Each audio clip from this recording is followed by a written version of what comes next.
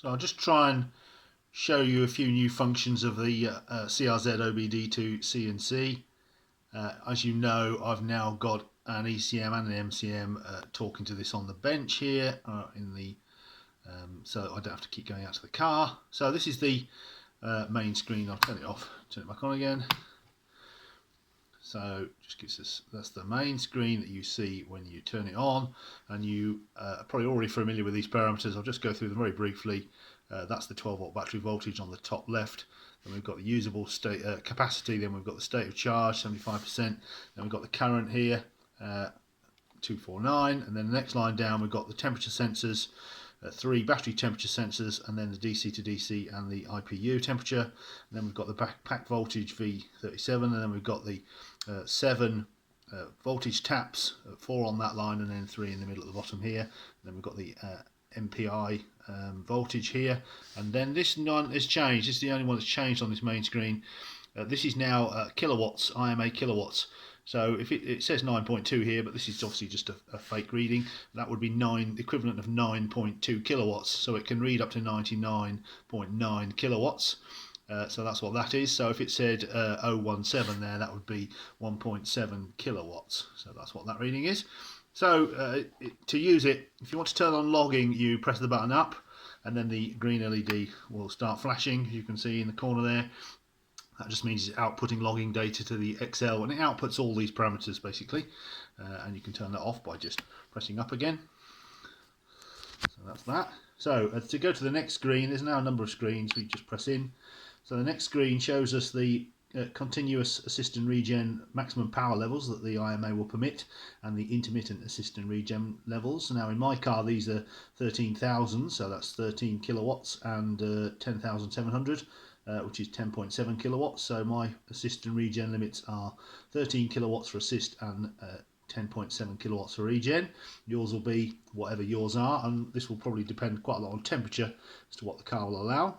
So next screen, this is the setting the state of charge screen. So it's just shows you what it is, and you press up, down, or left to set it to whatever you want. So I press down, it goes to 25. I press up, go to 75. Press the next screen. So now we have some fan control. You can control the IMA fan, and it shows you the RPM of the fan currently on the screen. So press up, obviously high, left, down, and if you want to turn it off, you press right. And then we have the reset the usable capacity. This is important, so if you do this, you can't undo it. As we mentioned before, this may be useful to you to get some capacity back into your pack once you've cycled it, or once you've given it a grid charge, etc. So you should use this facility to set it back to 75%. The car will recalibrate it downwards, as I mentioned before, if it doesn't like the fact that it thinks it's too high, or if the battery actually hasn't got as much capacity, then it will reset it back down slowly, so you won't damage anything, but you can't undo it once you've done this, so you just have to remember that. So the next screen we have, this is a new one. This is the OBDII codes. Now obviously, as this is a car on the bench with no sensors or anything connected to it, there are hundreds of OBDII codes, but this just displays the first 8 that it finds, and you can clear those by pressing the down button. Of course, obviously these will all come straight back again, so I'm not even going to bother doing that, but if you have any codes, they will show up on this screen here when you get to this screen. Now these are the generic OBD codes, but they're certainly useful initially. Hopefully later on we'll get the actually manufacturer specific DTC codes for the IMA and the ECM, etc. But that's a lot of work to do that, so I'm not going to be doing that at the moment. So just for now, you've just got the generic OBD2 codes and the ability to clear them, which is useful. So next screen. So this is gives you a facility to try and clear the Honda specific codes. It doesn't read them, but it gives you a chance to try and get rid of them. So again, you can press up or down here to try and clear specific codes if they won't clear with the previous screen. Then we've got a debug screen. This is just tell me how fast it's looping, and any other debug information I can put on here if I want to view stuff. And then we have a configuration screen. So the only thing you can configure at the minute is the fact that the LCD brightness. So if I press this down, you'll notice the LCD has gone dimmer. It's gone off, in fact. I'll turn it back on again. And you can change that. Get out of focus. That's it. Okay. So once you've gone out, and it goes back to the main screen. If you change any configuration settings, like for instance, if you were in this screen here and you turn the car off, or you've adjusted the brightness, then when the gauge restarts, it should start on that screen. Let's just see what happens. It should restart on the same screen, and it has. Okay, so yeah, so it remembers the screen you're on, it remembers the LCD brightness, and it remembers a few bits and bobs between journeys now. So when you turn it back on, it should go back to where it was before. So I'm just going to cycle very quickly back to get to the main screen. I think there's 8 screens or something now at the moment. So yeah, so there's a lot of work gone into this.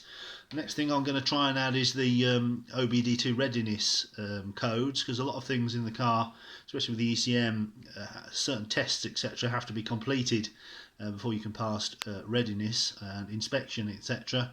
It'd be useful to know if they've been passed and completed, so I'm just going to add that in next. But for the now, this is the firmware I'm going to post, and this will be for the testers to try out. Now, if there are any communication errors or glitches, you will get a sort of an intermittent red bleep. Now, it can happen on some of these screens. The codes one, for instance, if I press down here, it sends a clear message, and then you get like 3 quick red bleeps. Now I think it's still actually clearing, but I haven't quite worked out why it's giving that error at the moment. But anyway, this is what all this testing's for, so we can find out what works properly and what doesn't, and what needs more work. But that's where we are at the moment, and there's a lot of work gone into this, and let's hope it works in the cars for the testers. Thanks for your help and cooperation.